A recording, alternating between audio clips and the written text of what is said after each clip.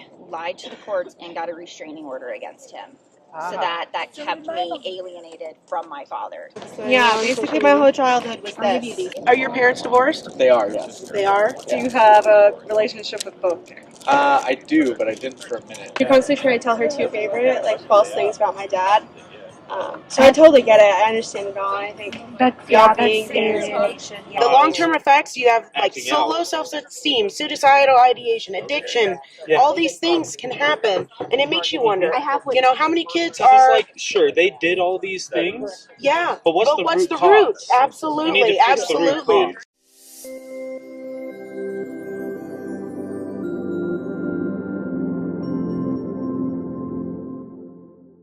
So have you heard of parental alienation? I have not. So parental alienation is... Oh, yeah, that happened to me when I was a teenager. I read the thing. Yeah. Do you know anybody that's been separated or having to choose between parents? Nope. No?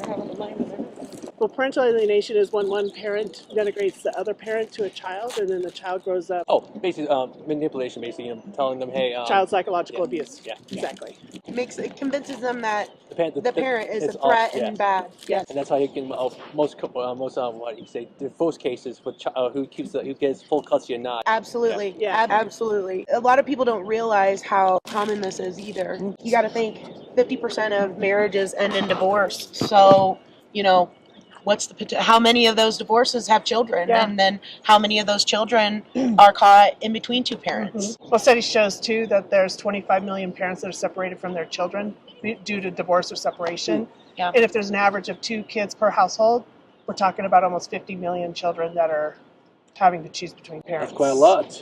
Considering we only have 74 million children in the United States under the age of 18. And that's why most kids become on the streets most of the time. On the streets or high on the ACEs scale, on the scoring system, dropping out of school. My bio mom tried to alienate my dad, and it became a whole thing, and then fighting between them, and I ended up with custody of my younger brother because of their fighting. Wow. And There's a different I angle. was emancipated at 16 because of So them. was I. I was And at 17, I ended up with custody of my younger brother for 2 years. Well, I got married at 17, so I guess it wasn't that bad. You grew up fast. We all grew up fast. But you're a parent. Yeah, I'm a parent now. No, I mean you're a parent with your younger brother, so fair. that's a significant change. Really impacted him. It got him on a straighter road because he used to get in trouble a lot with school because he has ODD. Like having my husband who was in the Army help with parenting him. It really helped him get on the right path. He ended up joining the Navy and went pretty far. Like, he did really well. What is your relationship with your parents? I haven't talked to my father we were in Germany, so like 5-ish years. But that was due to my stepmom helping alienate me and my brothers.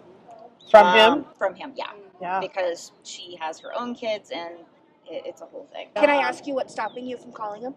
There was a big falling out a couple of years ago because he had a falling out with my older brother, and I kept in contact with him. And it became a whole mess, so it was kind of easier not to. That's totally fair. My bio mom, I haven't talked to her in 13-ish years, but it was because when I had my oldest, she decided she would be a better parent for her, so she tried to go through, I don't know what it's called, but like she tried to get custody of her through one of the like state programs. She tried to get custody of my oldest because she said I was too young to have a kid and couldn't take care of her. So my in-laws helped with that, so we kept her and Good. Yeah. it was fine. I'm glad you have gone on to the better side of it. And it is common too to have a parent try to alienate their grandchildren from their parent. Yeah. For me, for example, I was diagnosed with depression and anxiety and a bunch of mental health effects. I also developed physical illnesses from the constant stress and PTSD, and it's a lot of other negative effects. Sometimes you have trouble building and establishing or maintaining relationships or I have trust. those problems with other stuff that happened in childhood that's probably not best to get into, but I have really bad anxiety, like especially involving my kids and allowing them around other people because of the stuff that happened with me. And it's not necessarily just my parental alienation and stuff like that. Sure. Right. Yeah. And that's valid. Yeah. One thing that I've noticed is that the parent will alienate you and isolate you, and they'll be able to get away with other forms of abuse, or other people can abuse you in their care because they're isolating you, and you don't have the protection of your other parent.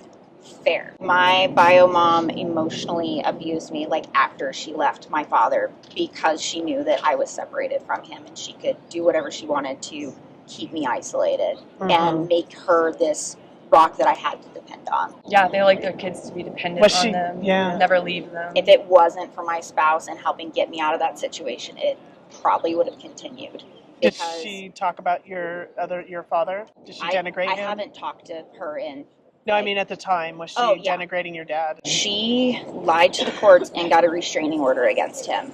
Ah. So that kept me alienated from my father, Yeah. which is how she got primary custody of my younger brother. So when she started fighting with my younger brother and my dad couldn't get him, that's how I ended up with custody of my younger brother until they could fight it out in the courts. Gotcha. Because they said I was the only stable person he could go to. Wow. And that was why while my husband was deployed to Afghanistan the first time. What's your relationship with your brother now? It's really good. That's good. Like we keep in contact. Like we both have really bad ADHD, So he doesn't it's an resent- out of sight, out of mind thing. So we contact each other every couple months and Sure. catch up for a couple of hours. So you're still somewhat close, and there's no resentment that you kind of became his parent, because that can happen as well, where the oldest child becomes parentified, and the younger children are now being parented by their older sibling, and that can cause a dynamic that they resent. No. That's As good. far as I'm tracking, he doesn't have any resentment. The only problem he had was when we got stationed in Texas and he couldn't go with us. That really hurt him because he had to stay in North Carolina because of the stuff going on with our parents. Right. So he was upset with that for a while, but he understood because I didn't have a choice because my husband got stationed there. So sorry that you've had experience. That's with a lot. this. Yeah, that is a lot. Are your parents divorced? They are, yes. They are? Do you have a relationship with both parents? I do, but I didn't for a minute.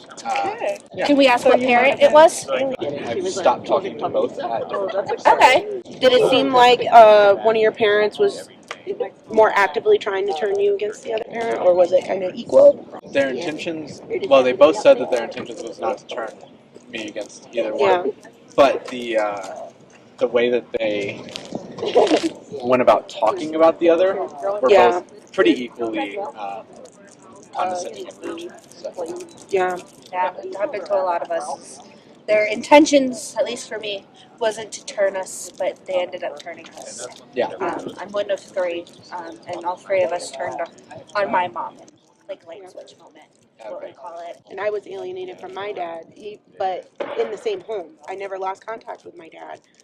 But my mom constantly talked bad about him and completely turned me against him. Made me hate my dad. And it was completely unjustified. My dad, I didn't know him for the first 13 years of my life. I didn't know he existed. I was made to believe my stepdad was my biological father. And then it took 28 years for my dad and I to reunite and have a connection. But the whole time, once I discovered he existed, my mom said he was, a drug addict, pretty much living on the streets, didn't love me, or I might have a twin sister as well, so we were both alienated from him. I bought it, and I was like, of course, my mom's telling me the truth. That's why they're not together. He's a bad dude. He's not good, but it was all a lie. None of that was the case, and they were both just 17 and immature and having their own childhood trauma, and probably shouldn't have become parents. I thought. And some of us have, I didn't have, my father wasn't around because I was abducted, so I was hidden from him. We moved a lot, but the alienation still was present, where she was denigrating him and trying to instill fear in me. And it's overt in some ways, so you don't even realize that it's happening. They may not even realize at first that that's what they're doing, but it continues to grow, and then once that seed's planted, you have to continue watering it. Yeah. So it just never stops. And then at some point, you wake up to the truth of it all, and Yeah. you're just like, what?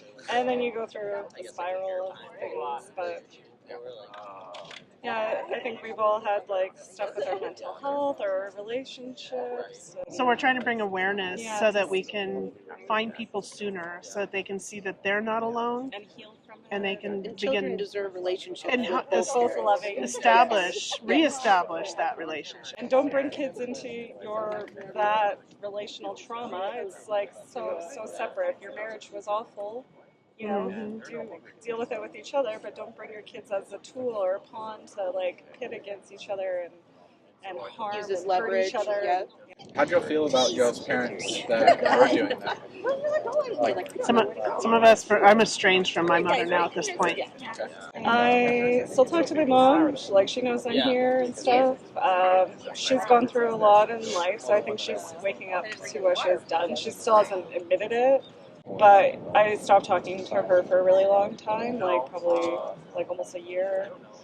And now it's just very kind of superficial. I've forgiven her because I feel like I had to do that so I can move on in life. And now I'm also being alienated from my daughters, from my ex-husband, so it's repeating generationally. It's really bad. Like if you are young and decide I'm going to get married and you don't discover those childhood things, you can repeat that. So it's know your partner, know their past, and if there is alienation present, there could be a 50% chance it's going to happen. I was alienated from my father, and absent. We were not involved at all for 44 years. So my alienation wasn't. My mom was alienating me against him, but I didn't have that face-to-face with him to be able to reject or accept. But I had the feelings where it was a roller coaster of today I wish he'd come and rescue me, and then tomorrow I'm like, he's not here, and then maybe he is dangerous, maybe he doesn't love me. So you kind of go through these cycles of what is up and what is down, and it was really like a Twilight Zone. So we kind of go through that. It's an emotional, state. So the child's psychological abuse can be pretty heavy, and then with an emotional neglect too on top of that, thinking that you've been rejected from one of your parents because they obviously don't love you when you don't know because you can't talk to them. So it's just difficult for a child to navigate as they're trying to figure out who to believe, what to believe. Sometimes they don't have the opportunity, they just need to stay safe. And we react by what will I be safest with? So am I going to align with my alienating parent? Because then I'm not going to get in trouble, scolded, grounded, abused, whatever. Or am I going to try and fight for the right to see my other parent and suffer consequences later? So sometimes you're not even allowed to have fun while you're on visitation. Because when you come back, you're going to be, you're going to be interrogated and sometimes tormented for even thinking that you had fun. That's a lot for sure. Yeah. We don't want to hurt. So that's kind of like the gist of, we have the same story, just different events. Different So it's like a aspects. community thing. We're trying to bring people together. We're trying to bring awareness so that we can share with others and help them. Sometimes this is when we find out that we were alienated, is by conversation like this. I mean, I even had older ones in the back go, "Wow, I actually learned something today." Well, I noticed. And they were because a lot of them think they already know it all. But then when they got in there, they're like, "Oh wait." In fact, I even preface it by saying my 2022 paper. I'm like, look, 40% of what we know today about alienation has been published since 2016. So if you haven't really read anything since then in the last 5 years, you're really out of date. Yeah. So I'm here to help you get up-to-date information, empirical based, peer-reviewed research. Let's go. And then they're all in. I co-authored a paper with a judge down in Australia a couple years ago, and he reached out to me one night. He said he had to make a decision on a case, and he knew it was an alienation case. But the lawyers didn't present the evidence he needed to make a decision. There was no expert, there was nothing, no publications, nothing he could refer to. They were trying to argue it was something else. And the evidence that was presented was not presented in a way that he could make a different opinion. And he was so frustrated because he knew what had to get done. But he knew if he put in the right order that needed to happen, it would get appealed and he would be sanctioned for not making a finding based on the evidence that was presented. So there are judges who are stuck Yeah.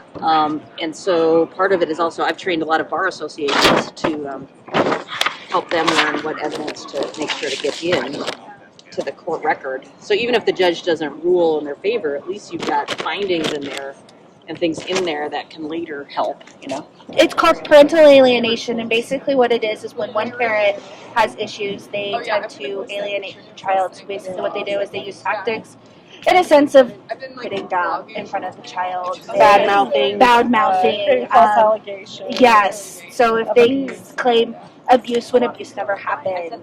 Saying your parent doesn't love you. Yes. And custody over a child, so the other parent, and then And using them as a blocks weapon. their access. Yeah. Using them to like hurt the other parent because they're like mad at them. Do you have any questions about what you heard us just talk about? Or? Not really. I mean, I have a personal experience. My mother was abusive. My dad had sole custody, and she actually manipulated my younger brother into thinking that my dad sexually assaulted him. False That allegations. my dad never did that. Yeah. There's 4 of us kids. She would constantly try to tell her 2 favorite like false things about my dad. So I totally get it. I understand it all. I think That's alienation. Have you ever heard of the word or the term parental alienation before? I have. For my speech class, I'm actually doing a project on how in a divorce and typically abusive mothers tend to get tried less and get less sentencing, and how they tend to alienate the fathers and make it so they can't get any kind of custody. So I have done research on it. It's been a part of my life. Yeah, basically my whole childhood was this. Oh, Yeah. I'm so sorry That's to hear totally that. fine. I've gone through therapy. I'm no contact with my mom, trying to rebuild that relationship maybe later on in my life.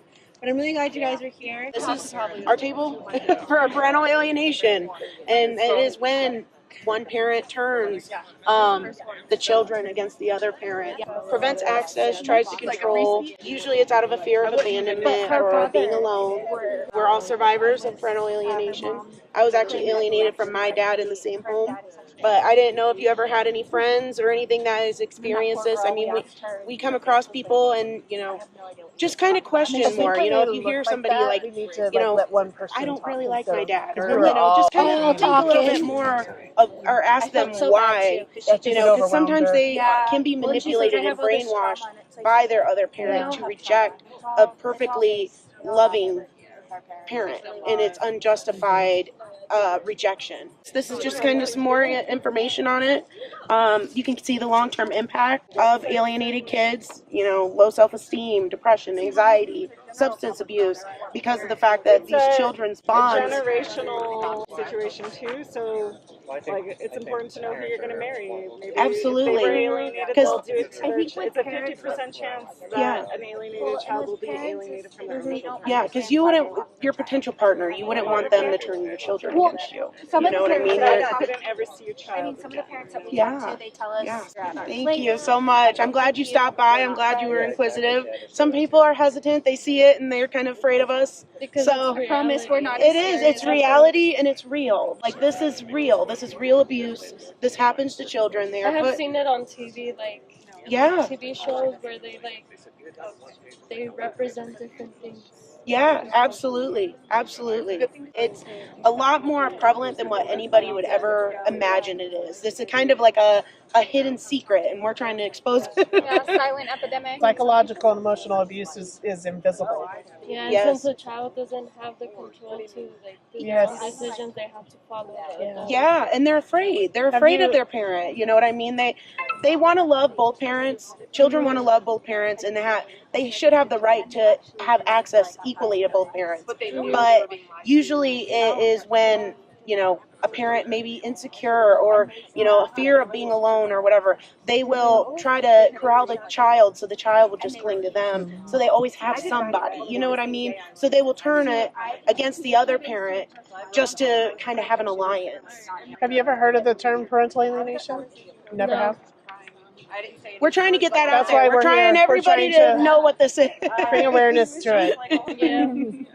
So we actually have a support group that we run. We meet bi-weekly. Yeah, it's a group of like-minded people. Yes, and it's safe space. You're not alone. Help yourself to some candy. We are all survivors here of parental Yes. alienation. I was alienated against my dad in the same home. My mom would, say bad things about my dad, tell me that my dad didn't love me, tell me that my dad was disappointed I was a girl, that kind of stuff. And that really impacts a child because a child needs love and access to both parents. But You know what I mean? A child has the right to love both parents equally and not feel guilty about loving their parent, and they're made to feel bad about loving a good parent. That makes perfect sense. Yeah, absolutely. Like I said, we meet bi-weekly in our support group, and it's just all previously alienated kids, people, who had bad relationships with their parents, and we're all trying to heal and grow from this, and You learn so much more too hearing other people's stories and stuff. And Like you- it peels back layers in your own experience. And then you realize you're not alone.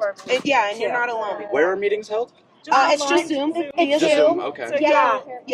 Just know you're not alone. Well, pretty much what this is parental alienation, and what it is when one parent tries to turn a child against the other parent, usually in a divorce case. For me, I was actually alienated from my dad in the same home. I don't know. But it looks like, bad mouthing. It looks like, your dad doesn't love you. Your dad is disappointed you were a girl. Or, just fed negative lies about that parent that are not true to influence you to reject that parent and not have a relationship with that parent. And it's usually caused by divorce, but it can happen anytime. Could it lead up to divorce too? Yeah, I mean, my parents didn't divorce until after I moved out and was married. It can even happen in the same home and intact families. Our whole point is children deserve to be able to love both parents without feeling guilty and being pulled one way or the other and getting in the middle. I think that parents need to work together and do what's best for the children. And what's best for the children is to not be put in the middle of parental conflict and having to choose sides. Because it's unfair to the child, and the child deserves loving parents on both sides. And there's long-term effects. If you don't have access to one of your parents, it leads to anxiety, depression, suicidal ideation. What ends up happening is you kind of internalize it and you feel like you hate yourself. It makes you believe that half of you is bad. If you have anybody, like a friend or anything that tells you, well, my dad sucks or my mom sucks, or, just kind of think a little deeper and be like, is your parent kind of trying to manipulate you to reject your parent? If you ever find anybody, we have a support group. Our whole point is to bring awareness to this, because it's kind of like a hidden thing. Not very many people know that this is happening, and we're just trying to shed light. City of Fort Collins has a lot of social projects sort of things. Is this a resource that you can access through the City of Fort Collins? What this is worldwide. The Anti-Alienation Project was started by Maddie. It's worldwide. And pretty much our mission is to build awareness. It's not just exclusively for Fort Collins. We're everywhere. We're just trying to hit as many college campuses as we can, just to, I guess, spread the word that parental alienation is real. Children can be turned against parents unjustified, and it's just, it really puts the kid in the middle, and it's a very hard thing to process and navigate as a child. And feeling guilty for loving one of your parents is just not natural. Like, it's in our DNA to love our parents, and it's just fighting that and feeling guilty for loving one of your parents. And, I guess it's a loyalty thing too. Like, if one of your parents is talking bad about the other one, you have to feel like you have to comfort them or, make them feel better. You know what I'm saying? Our closest juvenile correctional facility is out in Weld County. Do you guys go to juvenile correctional facilities to No, talk we have about not. this stuff? No. Yeah, that's a great idea. That's a great idea. We don't know exactly how many children are actually out there. We assume that the number is big, but we don't know, because it seems like with children, we're the first ones who are speaking out. So children are usually often afraid to come out. You know what I mean? So it's just like, we would love to get in high schools and just, educate people on this dynamic, because there's so many people that don't even realize this is going on, and they don't even step back and think about it, so Especially in their own minds. exactly. Pretty much we're just trying to get the word out that this is real, and children can be turned against a good parent that's never really did anything wrong, and it's just because the other parent, I guess, is insecure and has a lot of, I guess, issues that they need to work through. Because a lot of parents can also be jealous of the relationship that other parents can have. I'm wondering how many like cases of like absolutely. The juveniles long-term effects, you have like acting so out. low self-esteem, suicidal ideation, addiction. Yeah. All these things can happen, and it makes you wonder. You know, how many kids Because it's are? like, sure, they did all these things. Yeah, But what's the root? cause? You need Absolutely, to fix the root cause. So. absolutely. And how many of those kids are from fatherless homes or one single-parent household? You know, how many of them are? I did do research on this. Like a mother and father two-parent household is by far the best way to raise a child. And any other method, way of raising a child can lead to pretty significant drawbacks. Absolutely. That's our message. Children need both parents. They need to be able to have loving relationships, equal access to both parents, and parents need to be active in their lives. It's just children's rights. This is abuse. To be denied access to your parent is abuse, because it is your right. Are y'all trying to pass legislation? Maddie, what are we doing as far as like legislation? He wanted to know if like we're trying to get it. I found you, your ladies here. That's what I like to hear. That right there is getting passed in Colorado as we speak. We need people to turn it down. Oh, I have been waiting for this one. So basically, it is trying to get kids to let them have voices in the court system. And because they have been so traumatized, their voices have not. They're not able to voice their stuff. So yeah, there's that QR code. It gives you a list of everything. That's Dr. Yakovich is findings on the bill, what is true, what is a myth, all of that. It's an awful bill. It needs to get squashed like ASAP. I don't know if you heard about Caden's Law as well. Caden's Law is just as bad. They basically are taking the word of abused kids and saying that abused kids never lie. So yes, thank you for that face, because they do. They lie so much. And I hate to say that, but they do. Well, they're put in a position. Yes, and they're put in that position where they do. So it does. It breaks my heart to hear when they do stuff like that. But yeah, that's what's going on right now. And they don't like. They actually some children believe that. Yes. You can't tell that you're lying if you really believe it. Yeah. You know what I mean? If you think that's real. If your parents tell you that, you kind of take that as gospel, right? Absolutely. And think about when you were 12 or 13 or 8 or 5 and 6, how easy manipulated your mind was. I mean, you could tell, your mom could tell you the sky was pink and you would believe that the sky was pink.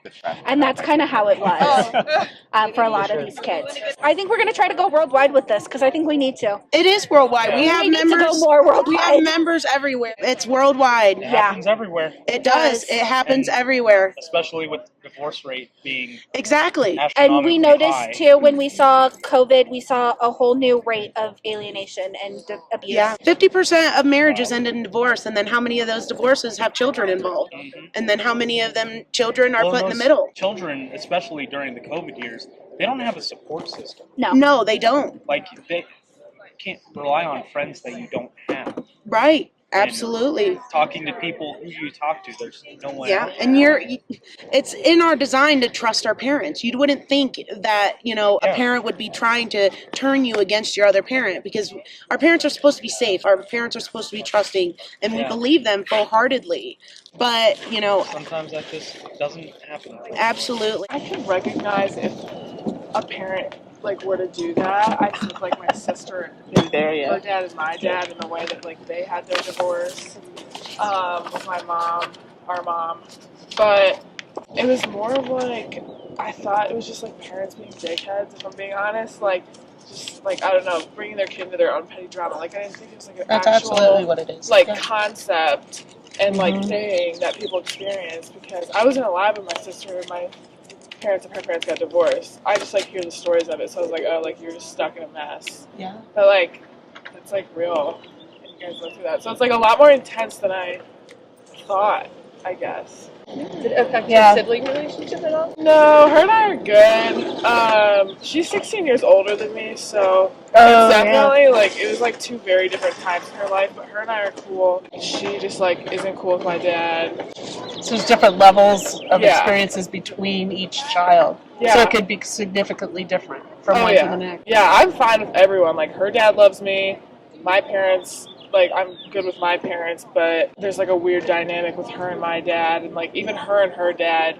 It was like, one of you talked about, like, your parents were across the country, but, like, that was the case for her, too. Like, one's parent was in a different state, the other was in another, and, like, you couldn't see the other one. And, like, you know. Is that mine? Because I was abducted over state line. Yeah. She was abducted, so it's not, like, as severe, but still, like, that. Even like, though they, distance. sometimes they do have to move, and that changes the primary, the custody arrangement and everything.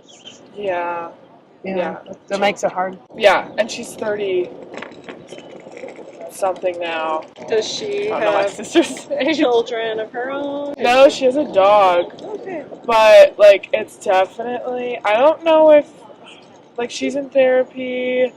She's reached out for resources, like, to talk about her experience growing up. But, like, I would be so interested to throw this conversation out to her. Because I know, like, she did have a rough, like, start. You could always take her one of these brochures, too, Absolutely. start a conversation. Yeah. Scan that and I'll then scan you it can because find she's our in support Michigan. group. Yeah, because I know that, like, There's lots of videos on And there's the blended family definitely has a significant role in there. I would be interested to hear more about, like, your guys' opinions on the court system, because that was, like, the one question to me where I was like, wow, that's a good question. Like, I mean, there were a lot of good questions, but, like, that one in particular, I was like, shit. Like, Well, for me, my dad we didn't go through the court system because they weren't married.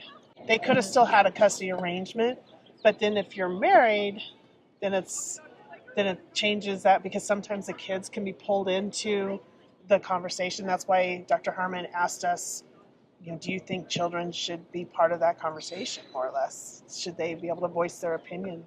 Yeah. And we don't think that that's the best idea, though, although we do want to hear their voice, and we don't want to suppress that. But at the same time, if they're already being manipulated, then that's probably not going to be a straightforward answer. have you thought about, like, if there are ways to, like, I don't want to say, like, lie detector test, because, like, if you're being manipulated, you don't know you're being lied to, but, like, do you think there's, like, ways that you could, like, in my opinion, I think the best way, if there's violence or domestic abuse, that needs to go through criminal court, because family law can't handle the criminal aspect of it. So that should be taken out and put into the civil or the criminal courts to validate, is there domestic violence or not, and then come back to family court.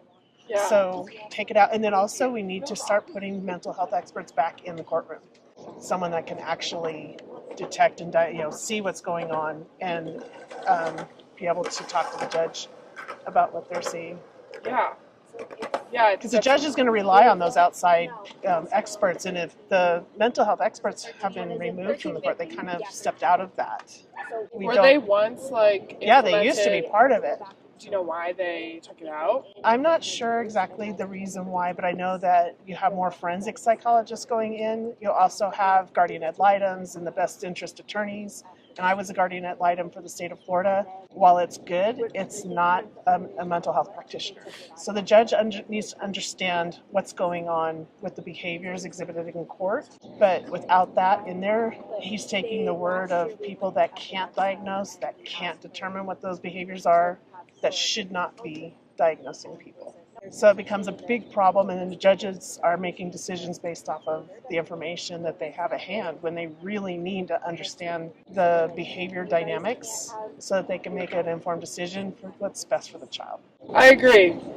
It's kind of like, this is like a really interesting, I think, comparison, but if you, like, teach sex ed, appropriately, you're going to get a better outcome. If you have those resources in a courtroom, like you're helping everyone and you're teaching everyone. I think that's really interesting that they took it out. I mean, I don't really know much about the court system in that way, but I feel like that's a no-brainer that A should be in there. Right, yeah, So, I agree. That's our biggest, well, my biggest one, like that. It needs to change, and I'm from Canada, and like this happens everywhere in the world. There's, even in India, I have clients from India that they have experienced this and gone through the family courts, and a few audience members last night came up to me and talked about their experience as well. And I've had lawyers tell me the judge will rule based on how they feel that morning.